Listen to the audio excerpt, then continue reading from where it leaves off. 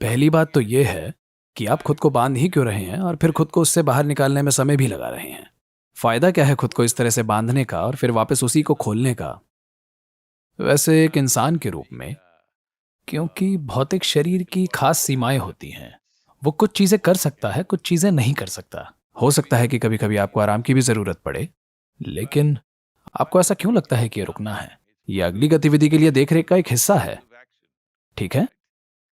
तो ये तनाव को कम करने का धंधा बहुत लोकप्रिय हो चुका है। हर कोई शांत होने की, चीजों से दूरी बनाने की और जो कुछ भी है इन सब की बातें कर रहा है। पहली बात तो ये कि आप में इतना जहर है क्यों और अब आप उस जहर को निकालना चाहते हैं। आप गलत चीजें खा रहे हैं, आप गलत सोच रहे हैं, आपकी भावनाएं गलत हैं और आप जहर से भर जाते हैं और अब आप उस जहर को बाहर निकालना चाहते हैं। आप खुद ही अपने ऊपर बेड़ियां लगाते हैं और फिर उन्हें खोलना चाहते हैं। खुद को बांधना एक अपराध है और फिर खोलना, अब इसे खोलने में जो समय और ऊर्जा लगती है, और आप इसे खोलते कैसे हैं मुझे पता है। लोग बंधन तोड़ने के लिए कौन कौन सी तरकीबें अपना रहे हैं। नहीं, आपको खुद को बांधने या खोलने की जरूरत नहीं है। इसीलिए मैं कह रहा हूं कि आपका उद्देश्य महत्वपूर्ण है। अगर आपका उद्देश्य आपके सीने में धड़क रहा है तो कोई भी गतिविधि आपको बोझिल नहीं लगेगी। गतिविधि कभी कष्टदायक लगेगी ही नहीं। अब आपको काम करने में मजा आएगा, क्योंकि अब ये बोझ नहीं है। अब हमेशा आप मौकों की तलाश में रहेंगे।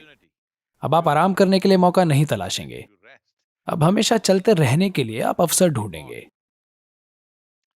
और जब चलते रहने का उपयोग करता हूं तो समझ लीजिए कि आप जिंदा हैं। इसका मतलब है कि आप चल रहे हैं। आप रुके हुए हैं, आप जानते हैं इसका मतलब क्या होता है। नहीं नहीं, हम नहीं चाहते कि अभी हो। तो जीवन चलते रहने का ही नाम है। एक समय आएगा जब आपको जाना पड़ेगा। उसके बाद आप फिर से नहीं चल सकते, बस हो गया। इसलिए जब ये चल रहा है तो रुकने और चलने के बारे में मत सोचिए। बस चलिए, चलिए और चलिए, क्योंकि जीवन का उद्देश्य बस चलना ही है। मैं आपको याद दिलाता हूं, आप में से कई सोच रहे होंगे कि हमें कितना काम करना चाहिए या कितना नहीं करना चाहिए। देखिए, ये सवाल तब पैदा होते हैं जब आपके पास पूरा करने के लिए कोई उद्देश्य नहीं होता। कोई ऐसा उद्देश्य जो आपसे भी बड़ा हो। अगर आपके दिल में ये नहीं है, तब हमेशा ये गणित चलती रहेगी कि मुझे क्या करना चाहिए, मुझे क्या नहीं करना चाहिए। कन्नड़ में एक कहावत है, ಹೆಣ ಬಿದ್ರು ಹೆಗಲು ಕೊಡಲ್ವಂತೆ. जब भी कोई मरता है तो 4 लोगों को उसे उठाकर चलना पड़ता है। उनमें से 3 लोग सच में भार उठा रहे होंगे, लेकिन एक व्यक्ति बस भार उठाने का दिखावा कर रहा होगा। ठीक है, वो असल में कंधा दे ही नहीं रहा है और वो सोचता है कि वो स्मार्ट है।